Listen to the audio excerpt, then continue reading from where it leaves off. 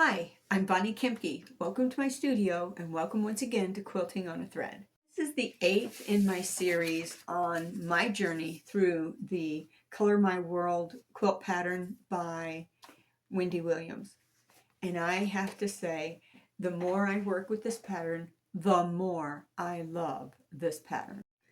As always, the link to buy the Color My World pattern is in the description of this video, but I've also recently learned how to do this YouTube thing, cards, and so you will see occasionally throughout the video an information button pop up at the top. That information button will give you the link to Miss Williams' Flying Fish Kits site, and if you hit the information button, it'll open up that linkable click, and then you can click it and it'll take you right to her pattern. So if this is something you're interested in buying, definitely check out the card.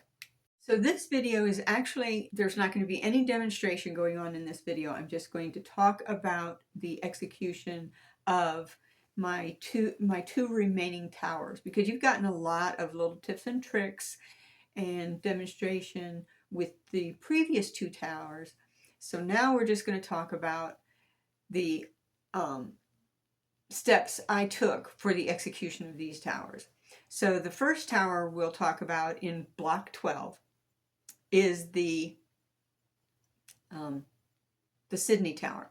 Now the Sydney Tower and the Eiffel Tower have something in common. They're both using the black bias tape, the fusible black bias tape.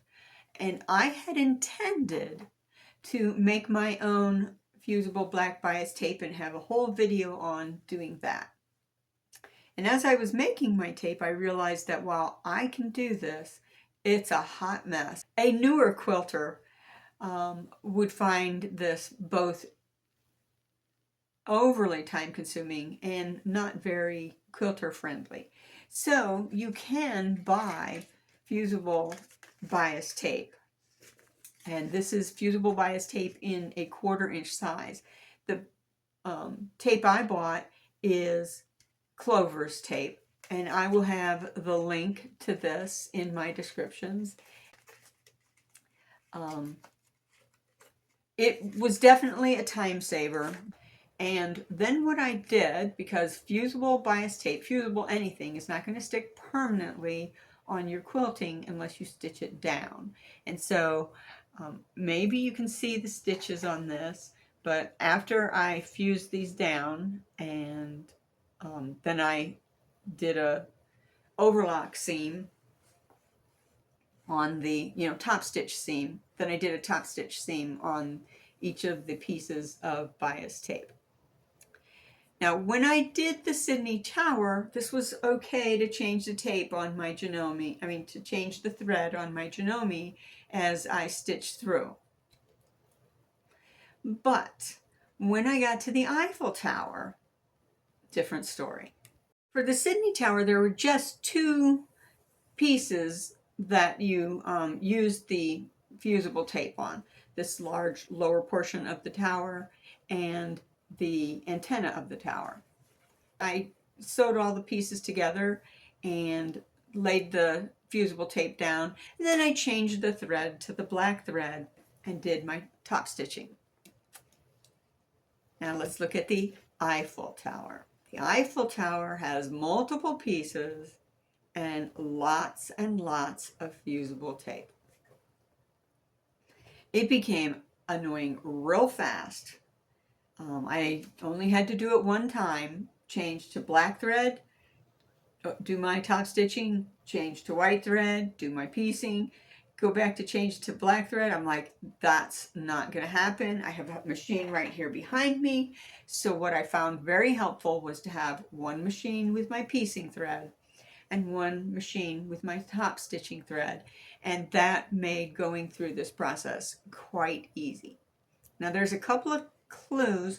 They are in the instruction, but you'll overlook them if you don't, if you aren't forewarned, because even though it is in the instructions, once you get to sewing, you get very happy and you want to move along. These horizontal pieces are often only put on after you do the piecing. And that's where, after you do the sewing together of the two sections. And that's where it became annoying to have to change the thread. So by having two machines, all I had to do was turn around and move my chair over a little bit. But every one of these horizontal pieces are sewn in place, with the exception of this one riser bar.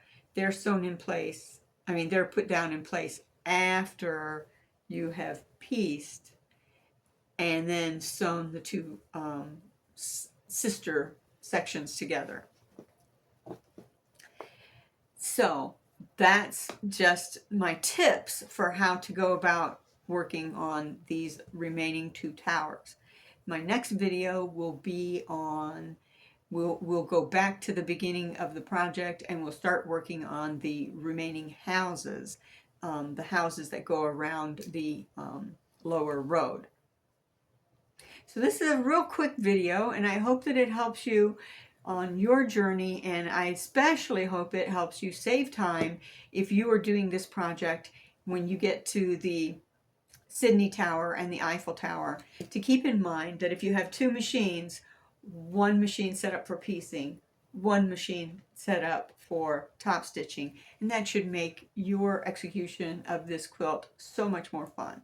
So that'll be all for today, and I hope to see you again here on Quilting on a Thread. Bye-bye now.